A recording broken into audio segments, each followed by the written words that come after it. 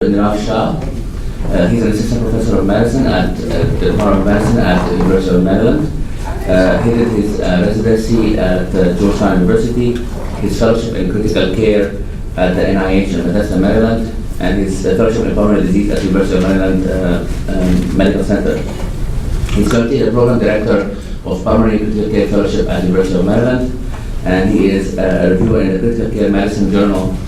Last year he spoke about sepsis, and people really loved the talk, and so we invited him to talk today about an update in sepsis, especially with the new definition that confused all of us.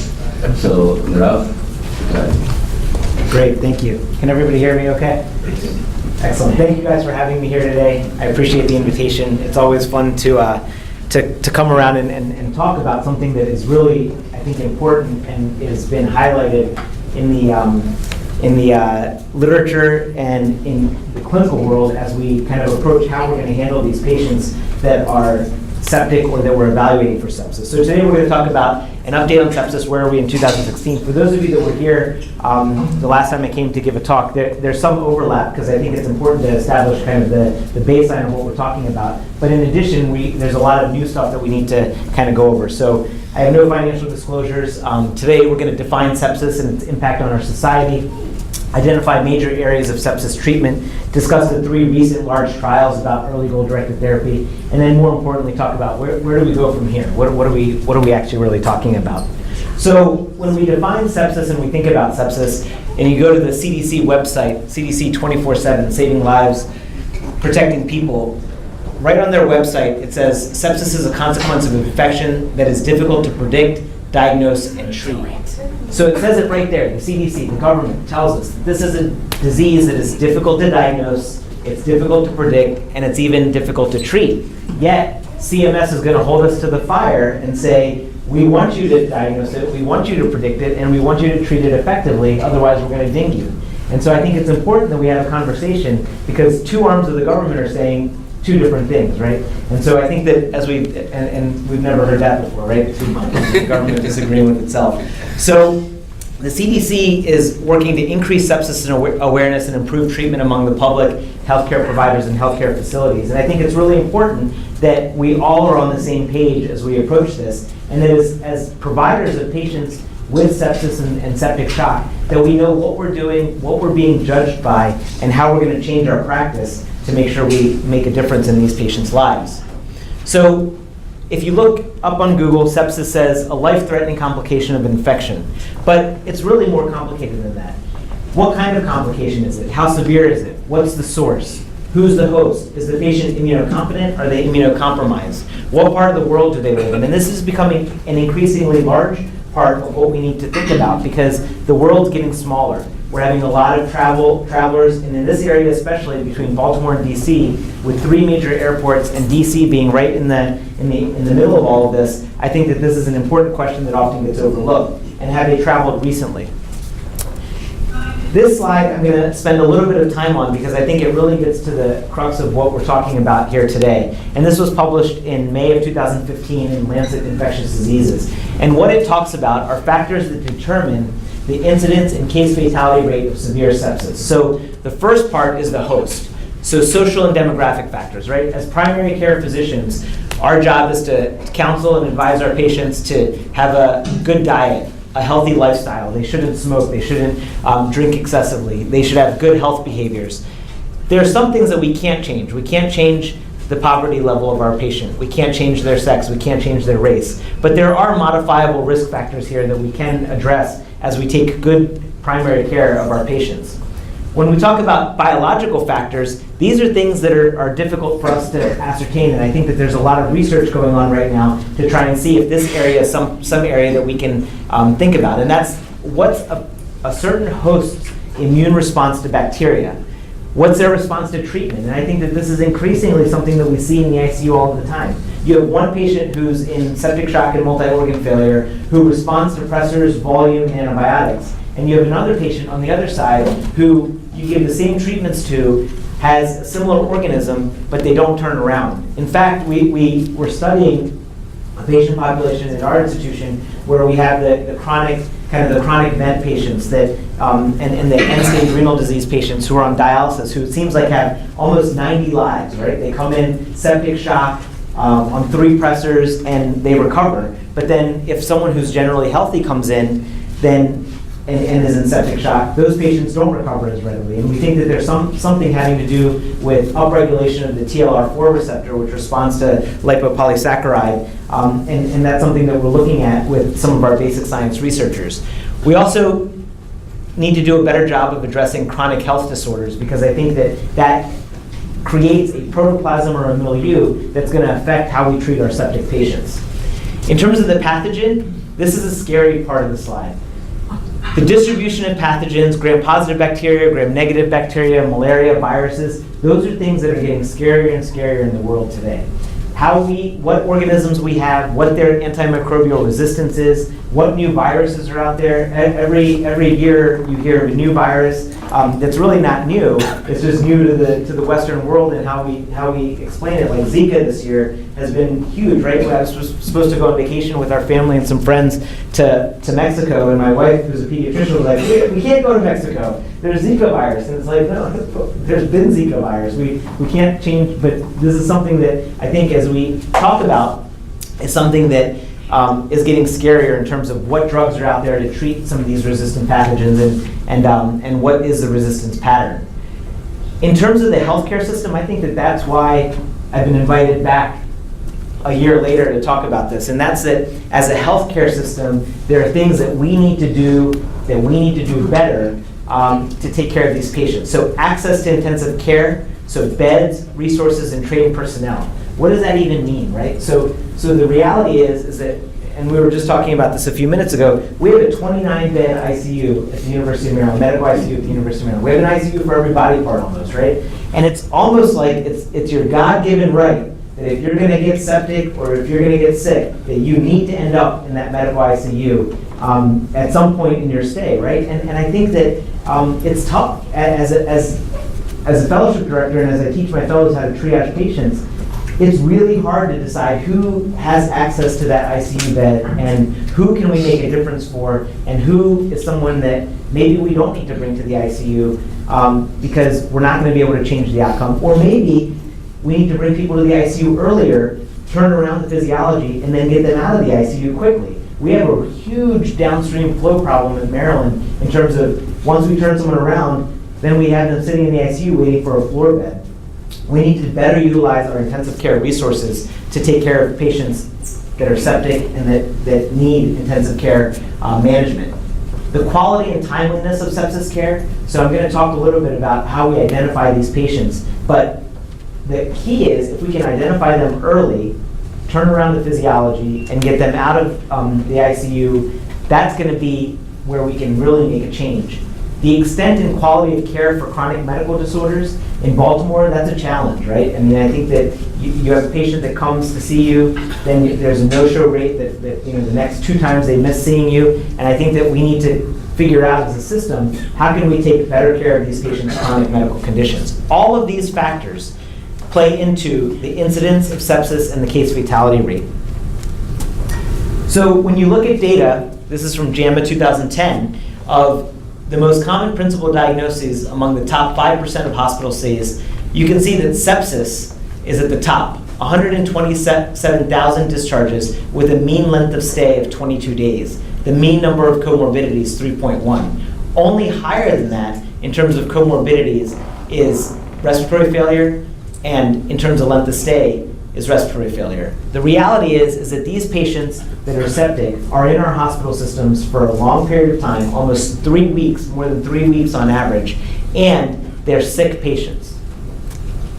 So this is the original definition of when we talked about kind of sepsis and defining a disease continuum, and this was Roger Bowen in 1992. And the definition of sepsis was known or suspected infection plus greater than or equal to 2 systemic inflammatory response criteria, right? So if you had greater than 2 SIRS criteria plus a known or suspected infection, you were called sepsis. If you had sepsis plus greater than or equal to 1 organ dysfunction, that was severe sepsis. And organ dysfunction, I think this list we always thought of it as maybe these patients had an elevated lactate, or maybe they were in acute kidney injury. But really, it's hypotension, an elevated lactate, urine output that's low, a PF ratio that's low, acute kidney injury, liver failure, and then platelet count less than 100,000 or coagulopathy. And then septic shock was any patient with sepsis who had hypotension despite fluid resuscitation and perfusion abnormalities. And so this is what we based all of our definitions on. This is what we pimped our medical students and our residents on. Does this patient have sepsis? Does this person have severe sepsis, or are they in septic shock? And then kind of the world has changed in the last 6 months. When you think about sepsis, severe sepsis, and septic shock, infection and SIRS have an overlap here, and that's where we talk about those definitions. But there are a lot of things that cause SIRS that are not related to infection. For example, pancreatitis or burns or trauma. And so I think that identifying kind of who's in this middle category or overlap category is really what we're talking about and need to do a better job of. So time and terminology matter, right? If we talk about trying to get our patients to the ICU earlier, we need to have an idea of what our terminology is. When the ER doc calls me and says, hey, I have a patient who's in septic shock, I know that patient needs the ICU because I know that by definition they're on pressors, right? So when you think about time and terminology, when someone gets an infection, they start out, maybe they get better, but if they get sicker, their blood pressure starts to go down, they get into this idea of sepsis and their oxygenation's affected, you start putting them on supplemental O2, and then they get into severe sepsis and multi-organ failure where you need vasopressors and mechanical ventilation. All too often in 2016, we're waiting to bring our patient to the ICU at this point right here. And that's what I'd like to change. I don't think that that's what we need to be doing. I think we need to be bringing these patients to the ICU right here. This is where our resources are better utilized so that we can abort this process and try and not get down this path of vasopressors and mechanical ventilation. Once a patient is on the floor, and I tell this to my house staff all the time, is we teach them in our unit that you need to jump on this, right? That we need to recognize these patients, we need to treat them aggressively early, we need to give them volume, 30 cc's per kilo. On the floor, the mentality seems to change. It's like, well, I gave them 500 cc's and their blood pressure didn't go up, and the urgency isn't there on the floor. And so we really need to get these patients into the ICU, or at least into a higher level of care where we can aggressively watch them, and we train our nurses and our RTs. In our unit, our nurses now are saying, Doc, you ordered the antibiotics. Have you ordered them yet? We need to get them in. We need to get them in within an hour, right? We need a team approach. And on the floor, it's just not possible. With the amount of resources that one nurse is taking care of X number of patients, it's very different than the ICU or a step-down unit. So what were the limitations of the SIRS criteria? Well, this was a paper that was published in the New England Journal of Medicine in 2015. And change in white blood cell count, temperature, heart rate, all that reflects is inflammation. We all know, just like we talked about things causing SIRS that isn't infection, we know that inflammation causes these things to change. And these are the things that are in the SIRS criteria. We also know that SIRS does not necessarily indicate a dysregulated life-threatening response. It's our body's natural response to any inflammation or infection. So the SIRS criteria are present in a lot of hospitalized patients, including those who never develop an infection and never incur adverse outcomes. And so when these authors looked at this, 12.1% of severely septic patients were SIRS negative. So SIRS doesn't pick up 12.1% of patients that we call severely septic.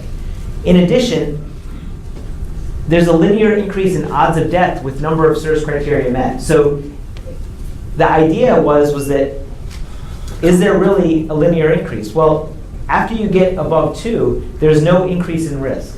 So after 2 SIRS criteria are met, you don't have an increase in risk. So this is the graph depicted here with patients who died, so unadjusted mortality with number of SIRS criteria, and then number of SIRS criteria met and odds of death. And you can see here after 2 that there's an increase, but it's not statistically significant in terms of adjusted odds of death.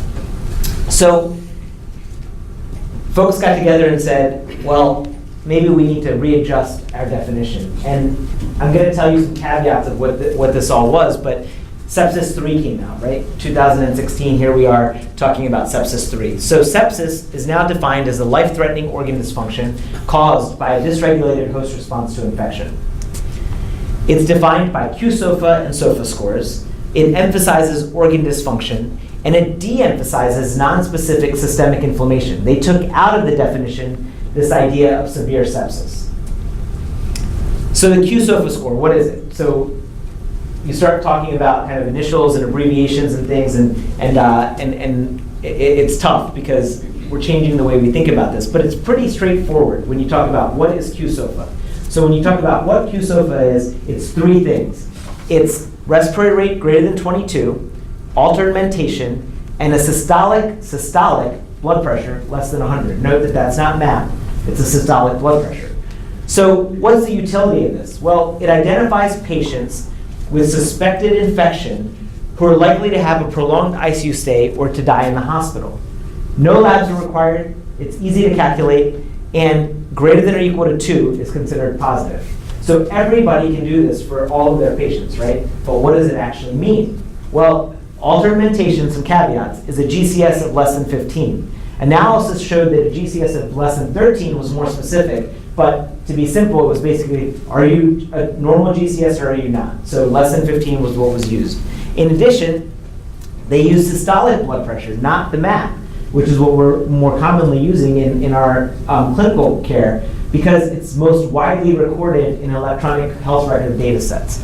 So I'm going to show you that there's some discrepancies kind of in how we look at things, but in this definition for the QSOFA, it's your systolic blood pressure, not your MAP, and it's your GCS less than 13.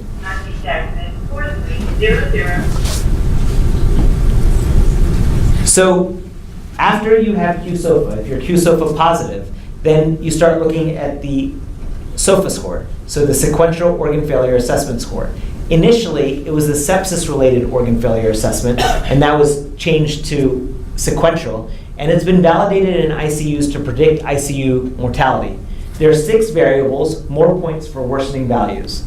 What they look at is, from a respiratory standpoint, it's your PF ratio, so PaO2, so on your blood gas, what's your PaO2 to your FiO2 set on the ventilator, so the PF ratio. Neurologically, it looks at your GCS. Now cardiac, now you go to MAP, so MAP less than 70 or use of pressors.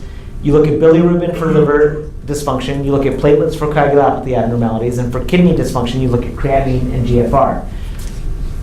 It's unclear, I think you can't really see that well, but it's unclear whether it's reliable in patients that are transferred from another ICU. So there are a lot of caveats to these definitions. This is really, quite honestly, it's meant for research purposes, but it's then extrapolated into how we take care of patients at the bedside. So there's not clear reliability of if say, Union Memorial transfers a patient to Maryland or Maryland transfers a patient back, that you can use this QSOFA and SOFA score to assess how sick these patients are.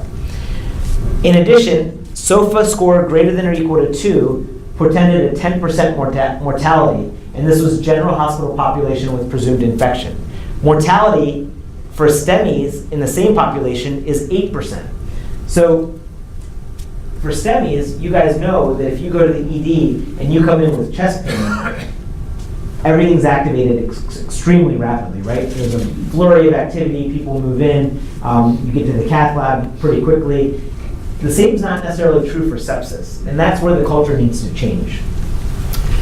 In terms of septic shock, it's a subset of sepsis which with underlying circulatory and cellular metabolic abnormalities that are profound enough to substantially increase mortality. And it's defined as hypotension that requires vasopressors and, for the first time, and a lactate greater than 2. So it pulls in your lactate, which the last time I was here, Dr. Busher had comments about the lactate and felt like, should we be checking it on all of our patients or should we not? And that's a debate that's ongoing, and I think that now they're pretty much requiring that you have lactates on these patients, and I'll show you some of the CMS core measures in a little bit.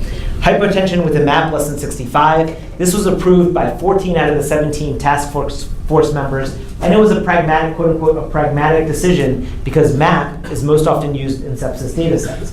So we use systolic blood pressure for QSOFA because that's clinically what people are recording in the electronic medical record. But because research data sets have MAP for the SOFA, we're using MAP for hypertension definition. The combination of a decreased blood pressure and an increased lactate was approved by 13 out of the 18 task force members. So this is really interesting, right? These task force members are the world's experts on sepsis. And even if you put 20 of them in a room together, they can't all agree on what you should be using to define and take care of these patients with sepsis or septic shock. So 13 out of 18 task force members. It incorporates both cellular dysfunction and cardiovascular compromise, and there's a significantly higher risk-adjusted mortality for the combination, 42.3%, versus pressors alone, which is 30%, and lactate greater than 2 alone, which is 25.7%. So the proposed algorithm looks crazy, but hopefully it's not as bad as it looks initially. And that's that if you have a patient with suspected infection, the first thing you do is see if their QSOFA score is greater than or equal to 2, and that's in this box right here, which we talked about.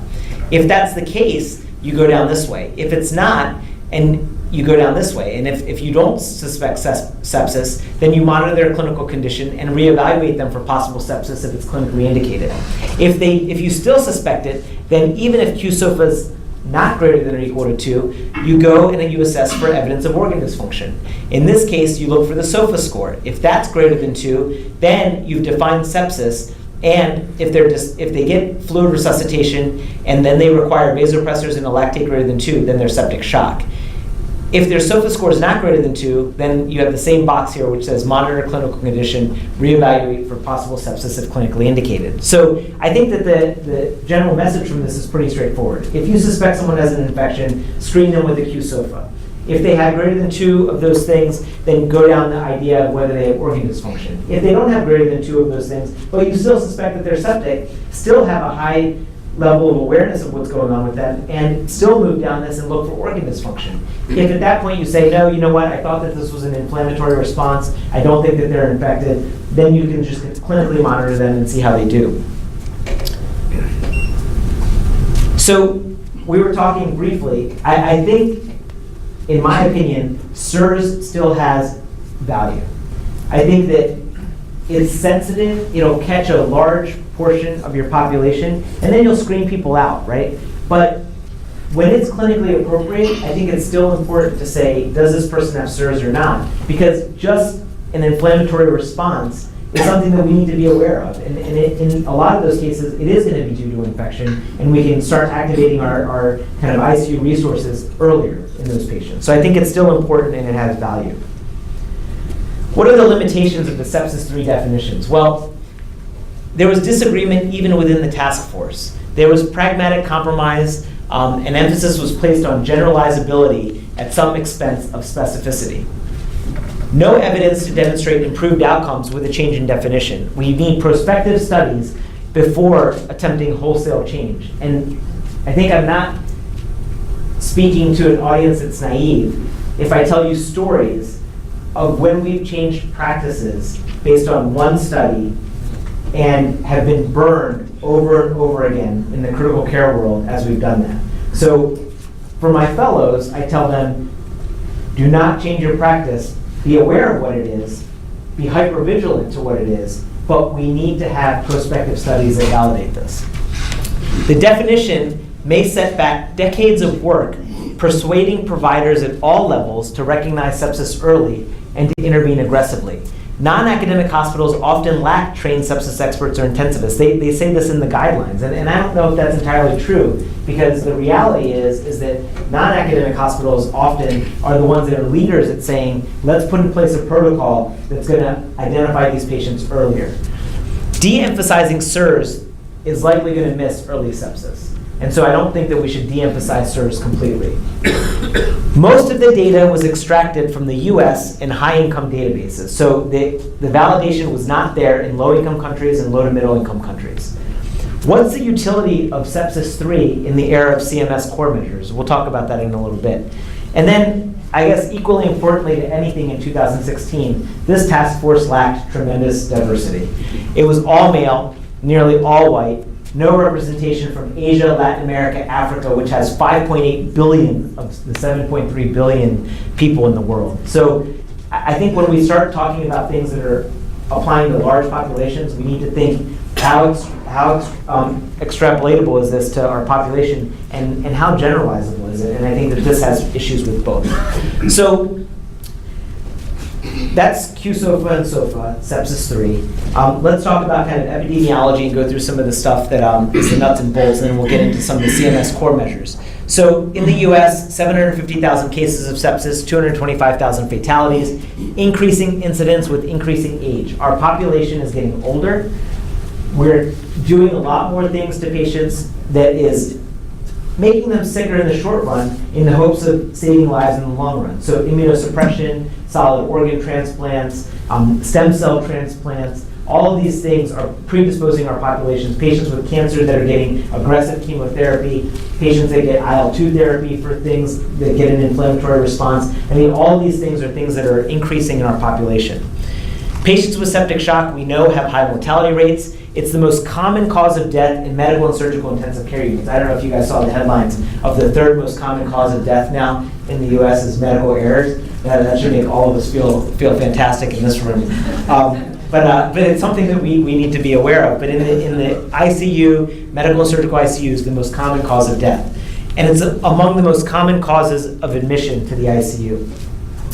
What kind of organisms are we looking at? There's been an increase in gram-positive organisms, an increase in fungal organisms for some of the same reasons that I mentioned to you guys earlier about immunosuppression and organ transplant. Gram-negatives are about 25%, mixed is 15%. Multi-resistant organisms are predominant. Our ICU, everybody is on contact isolation, regardless of whether you're infected or not, to try and attempt to prevent spread of infection. We cohort our patients with multi-drug resistant organisms so that we're not having a nurse that's taking care of an MDR Acinetobacter, taking care of a patient that's got a stem cell transplant and is an immunosuppressed patient. Respiratory is greater than intra-abdominal. Some of the things that, in terms of outcomes, nosocomial infections have worse outcomes than community-acquired infections. The older you are, the worse your outcome. Host response, so fever and white blood cell count. You guys have all seen this in your patient population. The septic patient who becomes leukopenic is the patient that's going to die faster than the patient that becomes that has a leukocytosis. The patient who gets hypothermic rather than hyperthermic is the patient that's going to have a worse outcome. Underlying comorbidities, site of infection, and genetics. And you can see here this graph from 1979 to 2001 looking at fungal infections on the rise and looking at gram-positive and gram-negative bacteria and the changing landscape of organisms. In terms of the pathobiology, it's all about dysregulated host inflammatory response, and this is where we focused a lot of our research in this field. So endotoxin and other microbial products activate endothelial cells. These endothelial cells then activate the fibrinolytic pathway. They activate things like IL-6 and IL-8. IL-8 is a chemokine, attracts neutrophils to the lung. Things like nitric oxide, platelet activating factor, and reactive oxygen species, as well as apoptosis. All of this together results in multi-organ failure if it's uncontrolled. So because it affects endothelial cells and activation of endothelial cells, and because it activates an inflammatory cytokine cascade, it has dramatic systemic effects in the body. So CNS, confusion, delirium, cognitive loss, myoneuropathy. Now, the QSOFA score, there are two parts of it that are really hard to kind of quantify in our patients because it's not always well documented, and that's respiratory rate and mental status. And so those are two things that I think all of us need to kind of do a better job of saying, let's look at these patients and really document in our flow sheets in the ICU and on the floor. 20 is like the standard number that people use. That's 2 breaths away from QSOFA positive, right? Most patients and most people don't breathe 20 times a minute. If any of you guys are breathing 20 times a minute in this room, you're tachypnic probably. It's really 8 to 12. But recorded is 20 all of the time, so we need to do a better job of that. From a respiratory standpoint, you get edema, ARDS, and diffuse alveolar damage.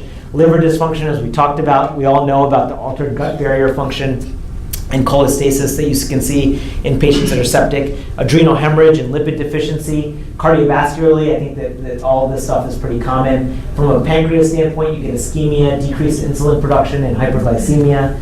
Acute kidney injury, ATN and edema, and then bone marrow suppression, DIC, apoptosis of lymphocytes, and deactivation of monocytes. So basically, every organ system is affected in a septic patient. Equally importantly, if not more importantly, is once we take care of these patients in the ICU, what's happening to them when they leave the ICU? And this paper by Jack Awashina out of Michigan talks about the long-term cognitive impairment of functional disability among survivors of severe sepsis. And when you look at this, basically severe sepsis in an older population was independently associated with substantial and persistent new cognitive impairment and functional disability among survivors. So not only should we look at early identification of these patients, but we need to look at what we do downstream to help them so that this is not the norm, that they don't have a new functional disability or cognitive impairment after recovery from sepsis or septic shock. So major areas of sepsis treatment: ventilator-induced injury, vasopressors, glucose control, steroids. We're going to talk about antibiotics as well, resuscitation, and then some new things that we're looking at that I'm not going to touch on too much today are avoiding ARDS, and I will touch on fever control briefly. So you all know that from the ARDS network, the two trials that kind of have changed how we practice ICU medicine in terms of ARDS patients is that we use low tidal volume ventilation, and then the FACT trial, fluids and catheter trial. The fluids and catheter trial basically said that a dry lung is a happy lung. They didn't get to the goal CVP in the trial, but when they looked at the difference in CVP, a low CVP was better than a high CVP. So making sure we keep these in mind, and sometimes these are discongruent with what we want to do for our septic patient because we want to give them fluid and fill up their intravascular space, but we have to remember that there are some downstream consequences of that. In terms of pressors, our vasopressor agents of choice are norepinephrine and vasopressin. Epi, phenylephrine, or vasopressin should not be your initial pressor, and epi is now considered an acceptable secondary pressor for patients that are less responsive to norepi. And dopamine should absolutely be avoided. Dopamine has got to be put to rest here in terms of our ICU patients. In terms of inotropes, dobutamine if you need to increase contractility of the heart. This is one of the stories that I was kind of alluding to earlier, where we changed practice based on one big study by Vandenberg that looked at tight glycemic control in critically ill patients. And this study was fairly flawed, but we all established these tight glycemic protocols that we employed in our ICUs. And what we found out was that avoiding hypoglycemia is more important than avoiding hyperglycemia because it increased mortality. So the use of intensive insulin therapy placed them at risk for serious adverse events. The goal is to keep the glucose less than 140 to 150. It's not to keep it 80 to 110 because then you're going to get into too much risk of hypoglycemia. In terms of steroids, the current recommendations, which are a moving target, hydrocortisone 200 to 300 milligrams in split dosages for patients with a blood pressure that's unresponsive to fluids and pressors. So what do? Once you have a person on norepinephrine, if you're thinking about adding vasopressin, that's the same time that you should be thinking about adding stress dose steroids. We do 50 milligrams IVQ6 or 100 milligrams IVQ8. We don't do a continuous infusion, even though the guidelines say that that's preferred. We don't use Florinef because it's not indicated. We do not do cosentropin stim tests to look to see if someone's got adrenal insufficiency. We just automatically put the steroids on. And we don't wean steroids if we just put them on in someone who is steroid naive. After a few days, once their pressure requirement's off, we can just stop the steroids as long as it's been less than a week. In terms of antibiotics, I think that Maren Koloff has kind of established this literature pretty solidly, and that's an inadequate antimicrobial treatment of infections increases mortality. So what did they show? Well, all-cause mortality in patients with inadequate antimicrobial treatment was 50%. And if you gave them adequate antimicrobial treatment, you could drop that to 20%. Infection-related mortality went from about 40% down to about 15%. Initiation of inappropriate antimicrobial therapy, this was Anand Kumar in Chest in November 2009, results in a 5-fold reduction of survival in human septic shock. And what they showed basically was that IV antibiotics need to be started as early as possible and always within the first hour of recognizing a severely septic patient and septic shock. They looked at over 2,700 patients with septic shock. 44% of these were from the ED. Lung and abdominal and urine infections were the most common sites. The mortality rate was 21% if effective antibiotics were given within the first hour. But that was 58% if that moved from 1 hour to 6 hours. How many of us can honestly say that our patients get effective antibiotics within the first hour? This is something that we need to, from silos, we need to break silos down. Nursing care, MDs, and pharmacy need to work together to make sure that delivery of these medications happens in a timely manner, that they're ordered in a timely manner, and that they're administered in a timely manner. Too many times I've walked into a room as an attending coming in to see a patient. I was in another room, patient hit the ICU, I come in about 30 or 45 minutes after they hit there, the fellow's standing there, the house staff team are there, the patient's already gotten bathed, the patient's already gotten kind of checked out from head to toe, and the antibiotics are sitting on a table. And I say, what are we doing? Why are the antibiotics not hanging? Oh, we're getting the patient tucked in. No, we don't need to get the patient tucked in. We need to get the antibiotics. A bat has never saved someone's life. Antibiotics within the first hour does. Except for nursing. So we need to change the culture, right? And the powder. Forgot the powder. Yeah, exactly. You gotta make sure that your patient is clean and smells good. And that's important. I'm not minimizing it. But it's something that we need to change the culture a little bit, right? Because giving them antibiotics within the first hour is really important. I also think that, and this is a tangent now that we started it, that bats in the ICU are a bad idea. I think that it's good in general, but we have too many patients that become hypotensive when they're getting bathed. They get moved, they get de-recruited. We're looking at it now with one of my fellows who's starting a project with me, looking at how when we prone patients, what happens to their hemodynamics, because we're now doing echoes on them pre and post and looking at their RV and their lung ultrasound, because I think that there's a lot to this, that de-recruitment puts patients at risk, but we insist on getting our patients as clean as possible, and I think that's good overall, but maybe not in the ICU as much as nursing likes to do it. So combining therapy is important, right? So early combination of antibiotic therapy improves survival. So when you look at the percent surviving, if you use monotherapy, it's lower than if you use combination therapy. What does this mean? This means that I went to the University of North Carolina for undergrad, so you guys can all sympathize with me. The national championship game this year was awfully painful for me to watch. But Dean Smith, who's a famous coach, would say, come strong or don't come at all. And that's the philosophy that I instill in our house staff. If you're going to give antibiotics because you think someone's septic, make sure you cover them broadly. Because if you miss covering them, and you cover them with an inadequate regimen, because you thought, well, this person had a gram-positive infection, so I'm going to treat them with gram-positives, but I'll ignore the gram-negatives, you're going to change mortality in these patients, and it's going to be for the worse. So cover them broadly. You can always do antibiotic stewardship and taper them down later. So source control is equally important. A specific anatomic site of infection has got to be established as rapidly as possible, and definitely within the first 6 hours of presentation. Implement source control as soon as possible. The exception to that is infected pancreatic necrosis where surgical intervention is delayed. Choose your source control measure with the maximum efficacy and minimal physiologic upset. So for example, if someone has a PICC line in, get another line in and get the PICC line out. But if they have a tunnel catheter or a Metaport, you can try and treat them through that, because when they're hemodynamically unstable, may not be the time to go digging around into the vasculature to try and pull out a Metaport. So use your source control that has the maximum efficacy and minimal physiologic upset. What about resuscitation? Well, we know that fluids are critical. This is just touching the tip of the iceberg. There are studies that hundreds of studies that say how critical fluids are. It's the first step for patients with hemodynamic instability, and the goal is to improve cardiac output and tissue perfusion. And we know that early fluid resuscitation can improve outcomes. But the problem is, how much do we give? Because we know now in 2016 that excessive IV fluids are not good. And we know that volume overload in critical illness is associated with increased mortality, increased ventilator days, and increased ICU length of stay.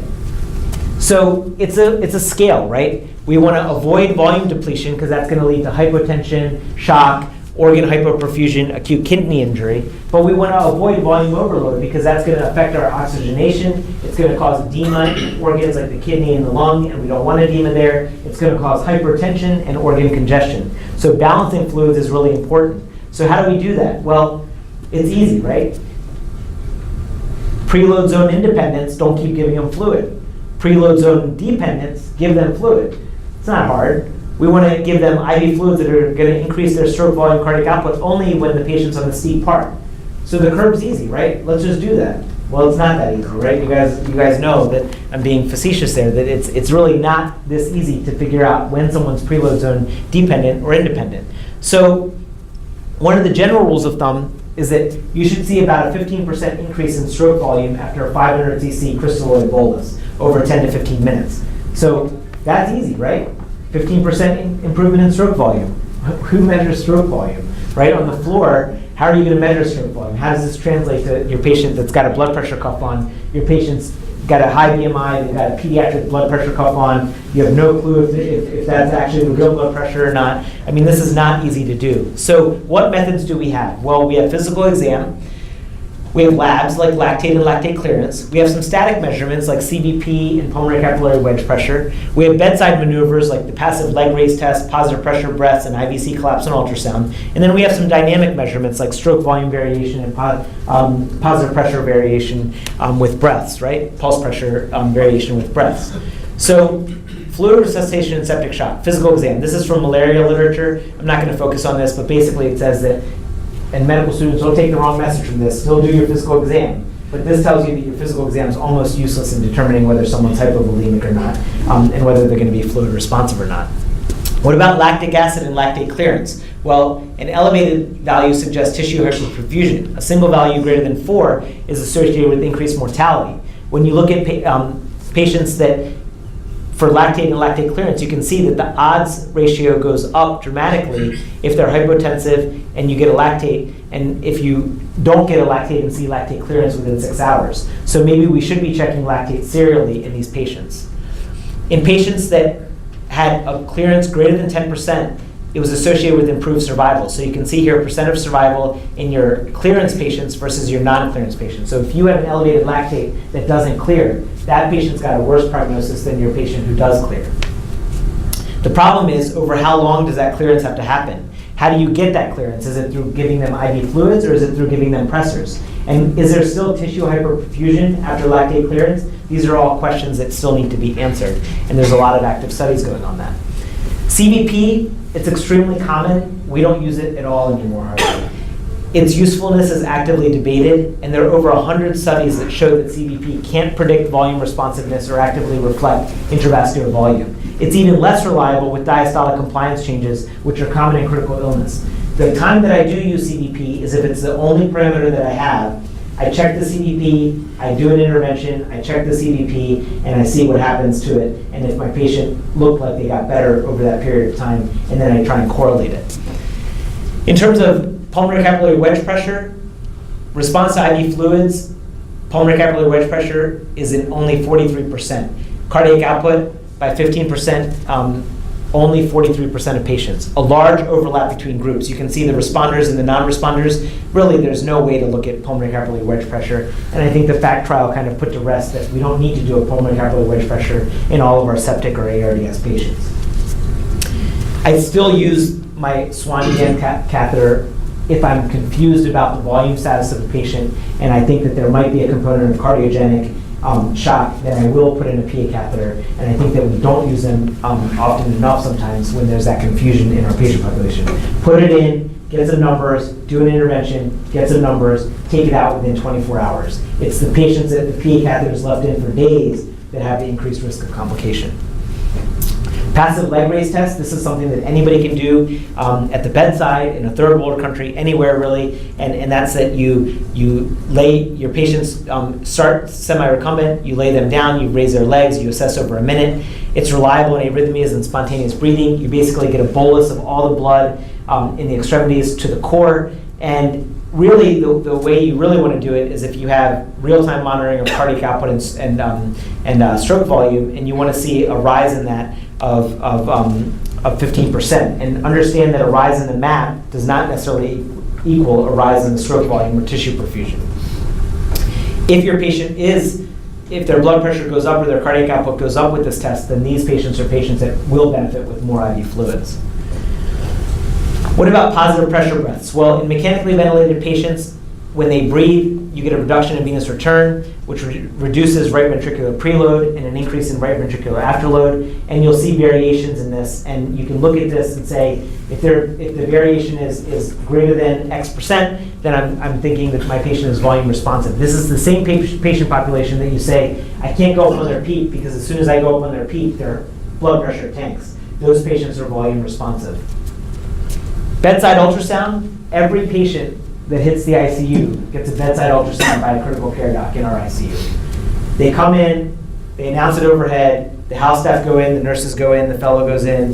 When I go in a few minutes later, I'm rolling the ultrasound with me, and the fellow does a bedside ultrasound to look at the IVC, to look at the cardiac function, and they all get a 2 to 3 week rotation in ultrasound to be able to learn how to do that effectively. You really want to find the window to get that IVC to see if it's dilated and if it's compressible. And when you look at this, looking at IVC collapse, it's only been studied in sepsis twice with a lot. The numbers are extremely small, and it appears better in stable patients that are in perfect sync with the vent. But you basically want to see if your IVC is collapsing and what the measurement is. Because if it's greater than 2.5 centimeters with little collapse, then that means your estimated CVP is 15 to 20. But if it's less than 1.5 centimeters and it has greater than 50% collapse, you're dry, and you can give these patients fluid. Dynamic measurements, pulse pressure and stroke volume variation, calculated by measuring the difference between maximum and minimum pulse pressures during mechanical breaths. The cutoff is 13%, 94% sensitivity, 96% specificity. It's a more reliable predictor of volume responsiveness because it's directly measured.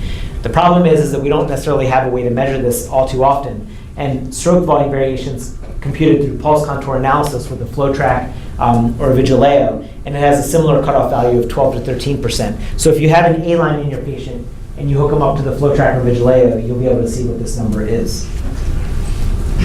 The limitations for this is it's been validated in vented, heavily sedated patients. We don't heavily sedate most of our ICU patients anymore. It's less reliable with spontaneous breathing and less reliable with arrhythmias.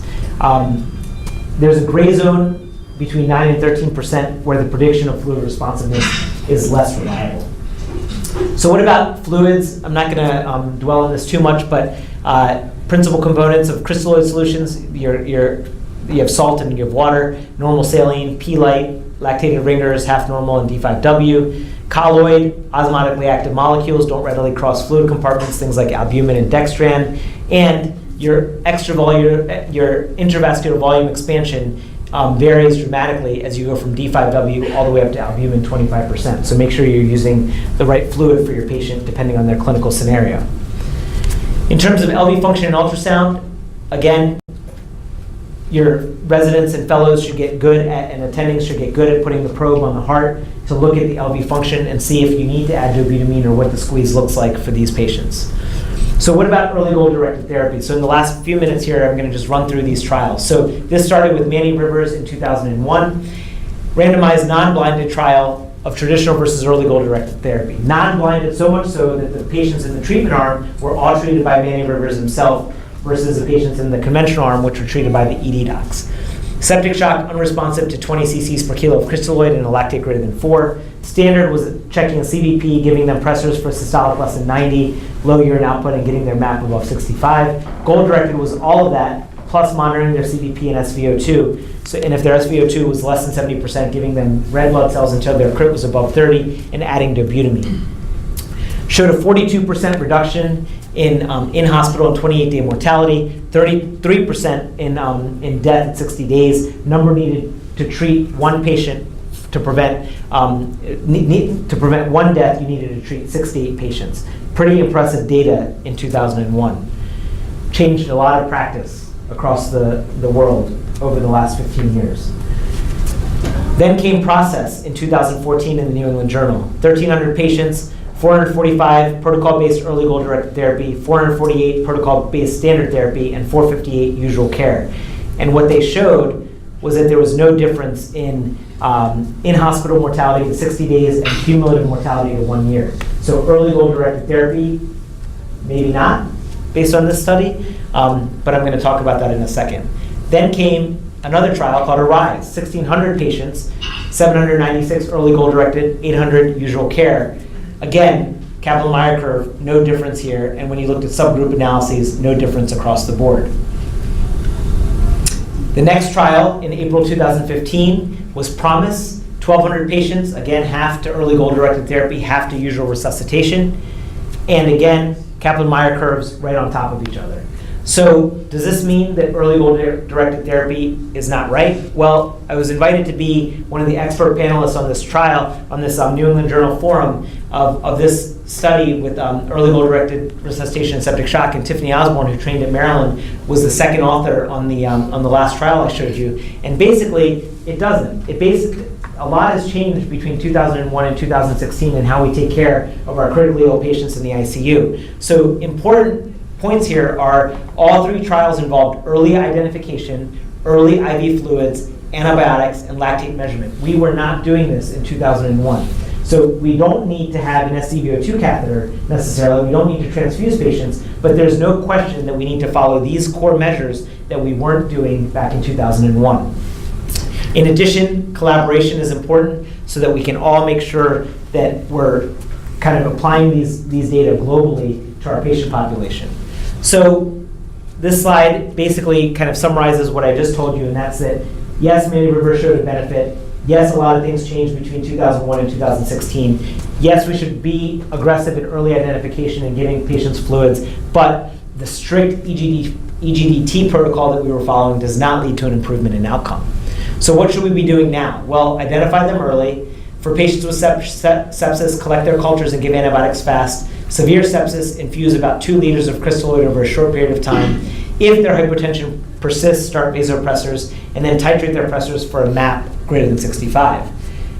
Any hypotension in the ED, non-sustained hypotension in the ED, increases risk of death during hospitalization in patients admitted with sepsis. So be hypervigilant on your patients where the ED doc calls you and says, yeah, their blood pressure was low, I gave them a liter of fluid, they got better. Those patients still need close monitoring because they could decompensate and they may have a higher mortality rate. So what does CMS say? CMS says that at 3 hours, you've got to identify your patients. You've got to give them early IV fluids, 30 cc's per kilo of normal saline or LR. You've got to give them early antibiotics and measure lactate early. At 6 hours, you've got to initiate vasopressors if the fluids didn't work. You've got to make sure that they're on the appropriate antibiotics, not just early. You've got to get source control and repeat a lactate measurement. So recently, I was asked to comment on some of this stuff and adapting to the CMS sepsis bundle, and this was published in Health Leaders magazine in April of 2016. And basically, my take on this is that the CMS bundle takes a little bit of the art of medicine out of the hands of the physician. And I believe that. I think that the CMS bundle puts a stringent criteria on what we should be doing. We use P-Light in Maryland. We think it's a better fluid choice in some of our patients. You get dinged if you use plasma light. I think the studies show early identification and early treatment of these patients is important, but to mandate that you do it in a certain way, that this person gets 30 cc's per kilo of normal saline or LR, that you have to check the lactate in this patient and then check it again at 6 hours. Those things, I think, take how we practice medicine out of it. I think that we should be doing these things routinely, but there's some patients where you don't need to do it, and there's some patients that you may need to do something in a different interval based on what their criteria is. And I think that you've got to be able to take what the guidelines are and apply them to your patient population without a stringent requirement saying this is exactly how you treat every patient that comes in with sepsis or septic shock. So lastly, a newer management strategy, external cooling. This was published back in 2012 by Shortkin, and this was a French study, and what they did was they cooled patients externally to just keep them from getting a fever. And what they showed was that 12 hours and 24 hours, you can reduce their pressor dose by 50% in a large patient population if you prevent them from getting hypothermic. So I think that when you extrapolated this, there was a lower 14-day mortality in the cooling group, 19 versus 34%. It wasn't powered for this, but it's an interesting study that generates a lot of thought in how we should be handling these patients. And I have a couple of slides on biomarkers, but I don't think that we need to focus on that just too much right now. I'm going to stop right there because it's almost 9 o'clock, and I want to be able to answer questions from the group. Thank you guys very much. Nirav. That was really an amazing summary for sepsis in general. Just I want to remind people before they take questions about the survey we sent to get your opinions. Very important about the grand round in general. Nirav, any questions? Do you have any questions? Start. Yeah, I do have a question. One of the concerns when you talk about systolic blood pressure of 100 or below, I can tell you that for many of our M&Ms, what we see is somebody comes in who's normally a hypertensive, and their blood pressure is normally on the outpatient 160/90, and they're 120, and for me, that's a big warning sign. Would you address that? Absolutely. I think that the idea that those patients are at risk is absolutely 100% true. And I think that when you look at QSOFA, the two criteria that they hopefully, if they are sick and getting sicker, the respiratory rate and the mental status. And a lot of those patients that are 120 do have an altered mental status. And so then that should raise your suspicion to let's check for organ dysfunction, let's get more studies, and let's put these patients in a higher level of care so that we can aggressively manage them. Because, the same thing holds true for your patient. The counter to that is that we have a lot of liver failure patients whose systolic blood pressure is always 90. Right, and that doesn't mean that they're septic all the time, or that they're going to be in sepsis or septic shock soon. So I think that using that as a variable, but you've got to look at the trends there. And I think that that's a really valid point. That make sure that if your patient's normally hypertensive, even a 20 or 30 point drop is a bad sign in those patients, and you need to give that higher level of attention. Thank you, Paul. Yep. Two things. One, I don't know if you were talking about it in your last slides, but there's always been controversy about procalcitonin. Yeah, it was in there. The other thing is, the hardest thing I found in my practice is getting people to do source control. Source control is something that I think is really important. So this was just kind of talking about how we self-experiment. That's me on the Arctic sun cooling myself to see what happens with our ability to cool. But it's a great question. I think that back in the day, our role was to make sure that we got source control, antibiotics, resuscitation, supportive care. We've seen mortality go down. This slide, I think, is just a fun slide to show kind of how crazy we've been over time. Sepsis, side risk, steroids, no steroids, tight glycemic control, loose glycemic control, all the things that we study here that say whether our mortality goes down. But really, at the end of the day, it's all about getting better source control, more antibiotics, faster resuscitation, and better supportive care. So there's no question that source control is important. There's more data out there that biomarkers like procalcitonin, CRP are things that we're starting to look at and can portend different areas of whether someone's septic or not, whether you need to use it as in surgical patients, and then really for antibiotic stewardship to say whether your procalcitonin changes. I don't think this is ready for prime time. I think that there's still a lot of research going on in this. We don't use it routinely in Maryland. I know some places do include it in their algorithm. I think it adds a lot of confusion to the picture. Personally, I think this is confusing enough, and maybe we shouldn't make it more confusing. Raj? You have mentioned that lactate clearance is a prognostic sign. Yes. What's the effect of lactate clearance after hydration?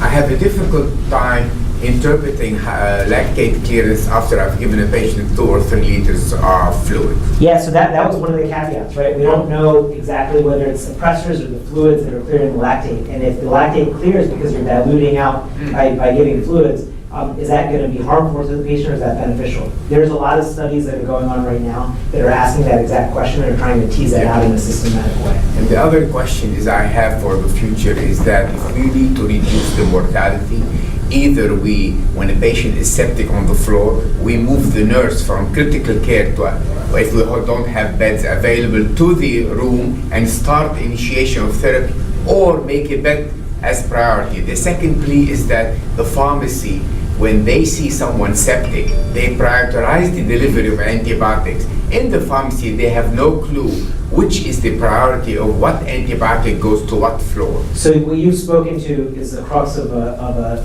code sepsis team. It's similar to our STEMI you Right, mentioned. so when you have a nurse that's trained in doing this, Absolutely. a pharmacist in our when we have a kind of a code that's called the pharmacist response to that as well. Correct. I think that having the resources available right there in the room where there's good communication and teamwork. It would reduce the length of stay, better mortality according to this data. Yeah, I agree. I don't disagree at all. I think that we start creating all these different code teams, or all these, code sepsis, code blue, code airway, code. It gets a little crazy. And as a critical care doc running around the hospital, I wear a monitor here. I get like over 10,000 steps routinely if you start running to everything that's there. But how we do that and who responds to it, and having providers that can respond to stuff in a timely manner, I think is important. Even on the phone, you can guide someone and say, these are the 3 things you need to do. Don't forget to do these 3 things. I think it's important that the person at the bedside taking care of them, there's so much adrenaline and excitement going on that we forget our ABCs. We have a red flag says no beds, meaning we don't have nurses and we don't have beds. Right. And then we worry about the length of stay and the mortality. Our mortality is high, our length of stay is high. My septic patient has been on the floor for 6 hours. Yeah. I missed the golden opportunity. I don't disagree with you. I hope that Chicken is run out. Alex will invite you next year for update. Great review. For another You update? you mentioned that steroid about 200 to 300. Yeah. I hope that next year it will be 50 to 100, because there's no evidence that 300 or 200 better than 100. Absolutely. And this is all built on a study from 1962. Terrible data. And as endocrinologists, we cut it down now for stress dose between 50 and 100. Yeah. And because you don't want to give another challenge to the patient with high steroids. And here, many times I go on the floor of the ICU and see them 300 routinely. They like to go on the higher. I don't know if anyone's studying it. It was studied by Bone, and he gave 1 gram Q6. They gave a ton. Yeah, they gave a ton. I don't know if anyone's studying lower doses. I think your point is valid, but I don't know if anyone's systemically studying it. So we have a question from coding specifically about the elimination of severe sepsis. So something what to do with the impact of this new definition about coding, because now it's very confusing. Should we document severe sepsis because it's basically eliminated and in the new definition or not?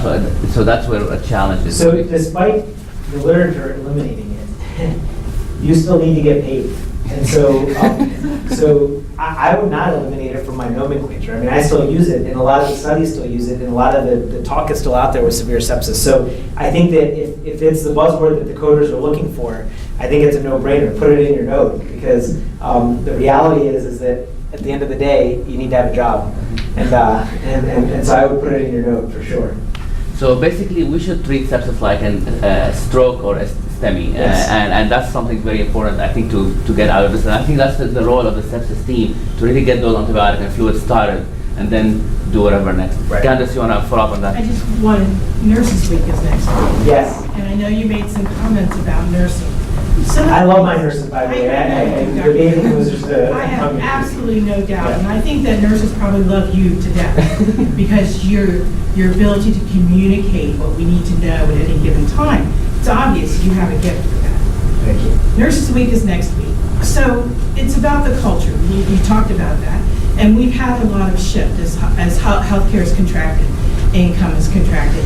Well, things have gone to the wayside. One of the nursing education used to be very different 10 years ago than it is now. And you notice there are no nurses in this room because you can't pull a nurse from the bedside for an hour for a lecture.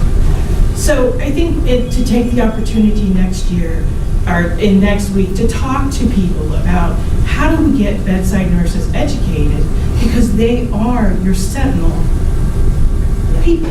Yes. They can identify it, they can do it. You're right, we focus a lot on the bath in the ICU. We have a protocol, a 5-page protocol, giving a bath in the ICU. But it doesn't talk about demand oxygenation You know, how do you structure that bath in that day? Because you can't start them from O2 just to give them a bath. Right. And you get these newer nurses coming in and they're focused on documentation, and we need to focus them on that bedside care. Why do you do this then? And things like that. So take the opportunity next week to talk about how do we educate the nurses. Because we don't have that right now in culture, in the hospital culture, because we don't have the money for it. So I think that that's a really valid point. So I actually give a talk to our nurses in the ICU on this. It's not quite kind of all the graphs and slides, all the data, but kind of nuts and bolts of why we do what we do, and so that they see a physician as kind of what our mentality is, and when we're asking to do X, Y, and Z. And really, quite honestly, without good teamwork between nurses and physicians, this is a moot point. If you just ask the doctors to implement this and say, do it, it's not going to happen. You have to have, in 2016, we have to get away from this idea that there's this hierarchical chain of command and understand that we're all focused on different areas of care to improve, as a whole, patient safety, quality, and mortality.